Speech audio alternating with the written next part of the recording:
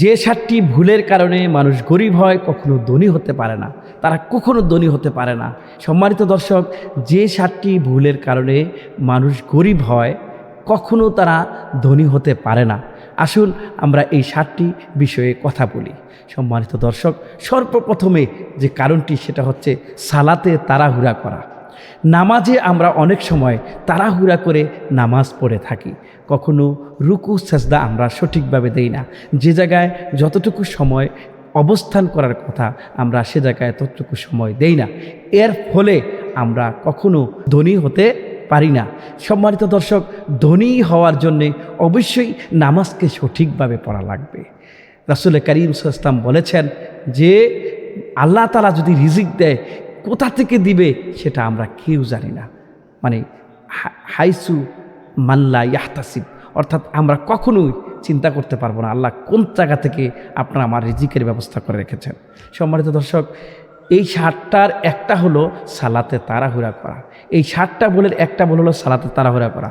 সালাতে তাড়াহুড়া করলে আমাদের নামাজ হবে না, নামাজ না হলে আমরা জান্নাতে যেতে পারবো না, আল্লাহ সন্তুষ্টি অর্জন করতে পারবো না। এজন্য আমরা কখনো সালাতে তাড়াহুড়া করব না।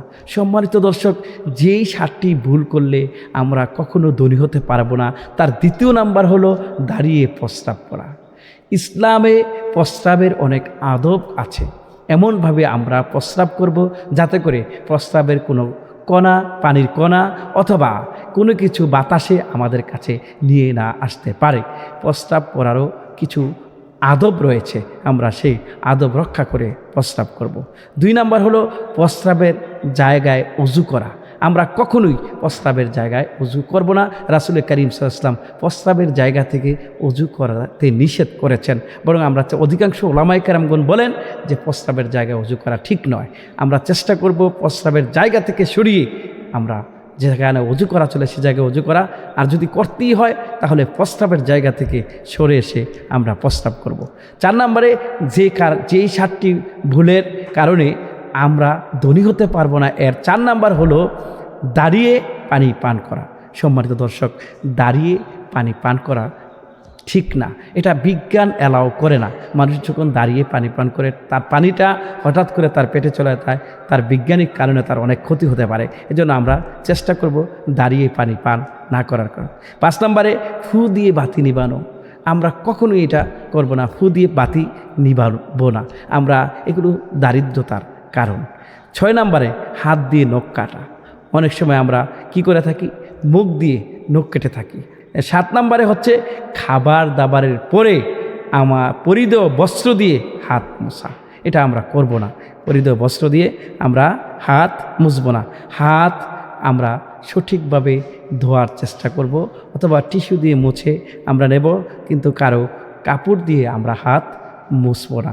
সম্মানিত দর্শক, এই 7টা ভুল আমরা প্রতিনিয়ত করে থাকি। সম্মানিত দর্শক, এগুলো আমরা অনেক সময় ধনী মানে কি, আমরা মনে করি কোটি কোটি টাকা হলে আমি ধনী, আমার অনেক সম্পদ থাকলে আমরা ধনী, কিন্তু না, মনের ভিতরে শান্তি থাকলেই আপনি ধনী। এই জন্য অনেক সময় অনেকে বলে কোটি টাকার মালিক দেখো অভাব হয় না দূর, গরিব ঘুমায় আরাম করে মনটা বাহাদুর।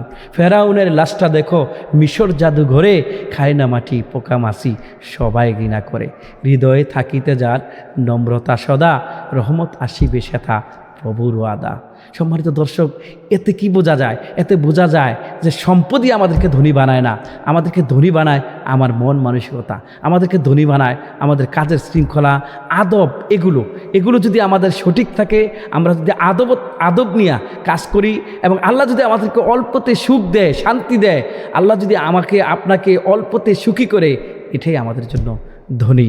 সম্মানিত দর্শক, এই কথাগুলো যে আপনাকে অনেক বেশি গরিব বানায় দেবে, মানে কি ফকির বানায় দেবে, বিষয়টা না। এগুলো হচ্ছে ইসলামের দূষণ। যে কাজগুলো আদব রক্ষা করে না, ডিসিপ্লিন থাকে না, সম্মান থাকে না, এগুলো ইসলাম বরদাস্ত করে না। এজন্য আমরা এমন কাজ করব যে কাজগুলো করলে মানুষ আমাকে আদব বলবে, আমাকে ইন্টেলিজেন্ট বলবে, আমাকে ভদ্র বলবে, আমাকে বুদ্ধিমান বলবে। মুসলমানরা তো তাই, মুসলমান হচ্ছে বীরের জাতি, তারা সবসময়, ইসলাম হচ্ছে আপডেট, ইসলাম সবসময় আপনাকে উন্নত করে রাখবে। আল্লাহ সুবহানাহু ওয়া তাআলা এমনভাবে আমাদের লাইফস্টাইলকে সেট করে দিয়েছেন, যার ফলে আমরা সমস্ত জাতি থেকে, সমস্ত উম্মাহ থেকে আমরা শ্রেষ্ঠ। আমাদের কাজে, আমাদের কর্মে, আমাদের চিন্তায়, আমাদের ব্রেইনে, আমাদের মগজে সব সময় আমাদের চিন্তা থাকতে হবে অত্যন্ত আপডেট, যেটা কোরআন হাদিস দ্বারা নিয়ন্ত্রিত।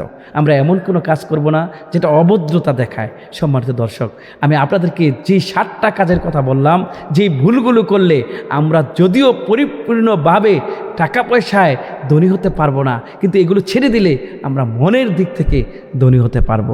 আল্লাহ রাসূল কারীম সাল্লাল্লাহু আলাইহি ওয়াসাল্লাম বলেছেন, নামাজ মানুষকে অভাব থেকে মুক্ত করে। অর্থাৎ তার মানে নামাজ মানুষকে ধনী বানায় দেয়। তার মানে কি, নামাজ আপনাকে রিজিক দিয়ে যাবে না, বরং আপনার ভিতরে এমন একটা স্থিরতা, এমন একটা মানে বিশ্বাস কাজ করবে যে আপনি অল্পতে সন্তুষ্টি হয়ে যাবেন।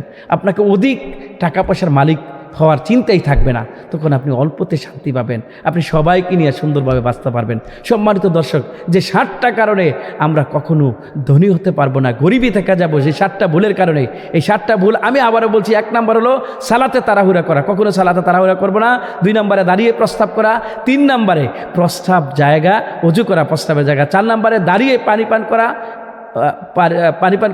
5 নম্বরে ফু দিয়ে বাতি নিবানো। 6 নম্বরে হাত দিয়ে নখ কাটা, মুখ দিয়ে নখ কাটা। 7 নম্বরে খাবার দাবারের পরে পরিধ বস্ত্র দিয়ে হাত ধোয়া, পরিধ বস্ত্র দিয়ে হাত মোছা।